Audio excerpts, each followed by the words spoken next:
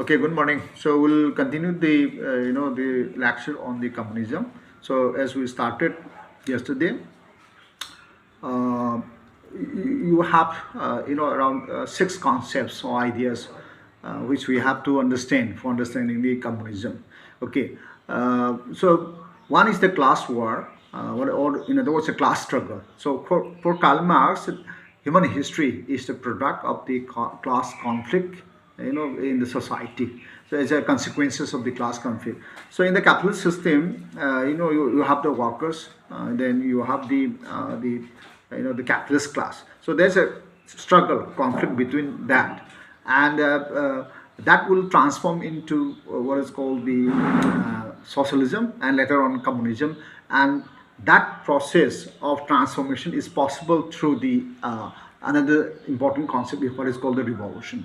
Revolution is about the fundamental change in the social, economic, political structure, and that revolution is will be brought about by the proletariat. And in that context, we have to understand what Karl Marx says about the capitalism. He says that capitalism itself, it generates own seeds of destruction.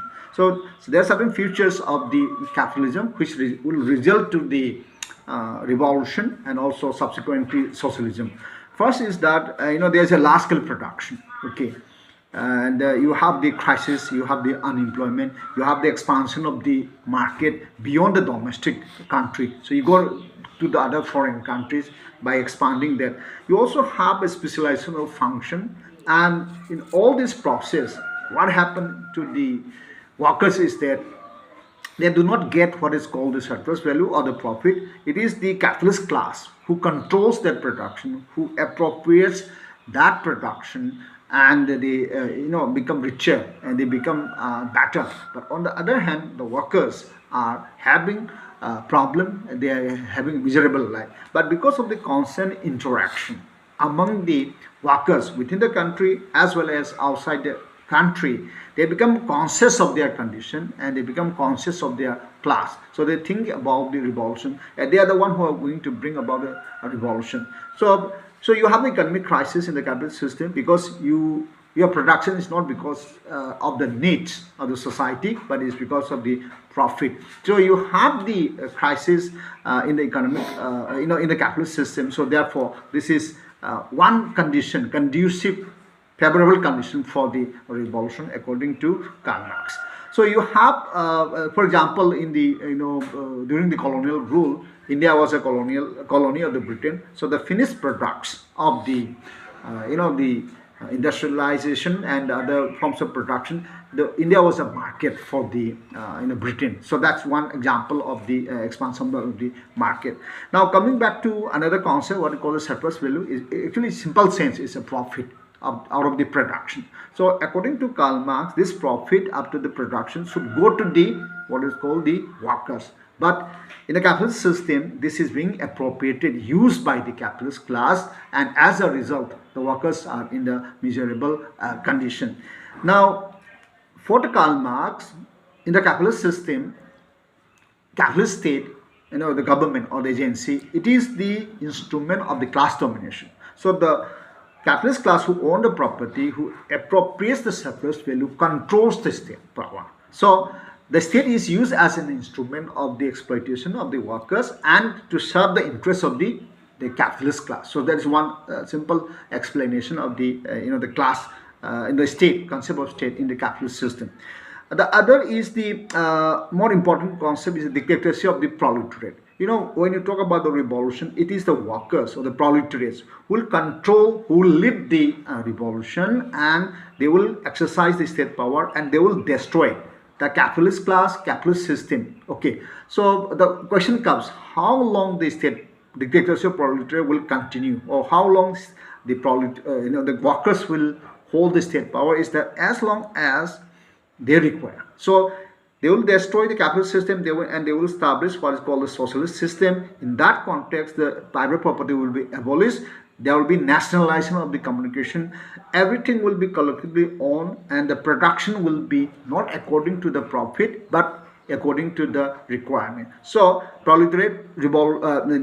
dictatorship of the proletariat will do two things. One is the destruction, counter revolution will be destroyed. Other thing is the establishment of the socialism, that is a collective ownership, okay, and revolution of the private property. Now, next important point concept is the last important concept is what is called the withering away or disappearance of the state. So in the while these workers, they were using the state power, they will establish the socialist system, and they will destroy the what you call the capitalist system. In that process, they will prepare for what is called the social communist society. In the communist society, there are two things. One is the, there will be classless society. So you have property owner, non-property owner, haves and have-nots will not be there. There will be, everyone will be equal. Everyone will be participating in the production, and the production will be according to the needs, not for profit. Okay.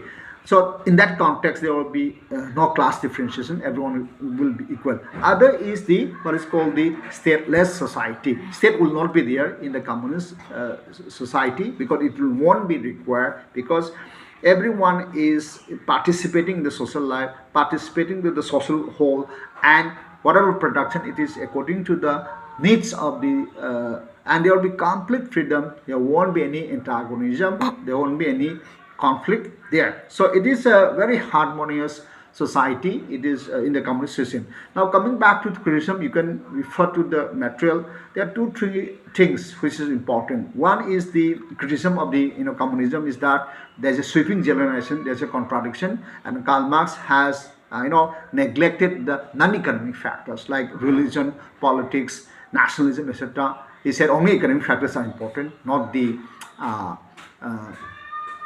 other factors are not important in human history. That proves to be wrong. Other thing is that there's no room for freedom and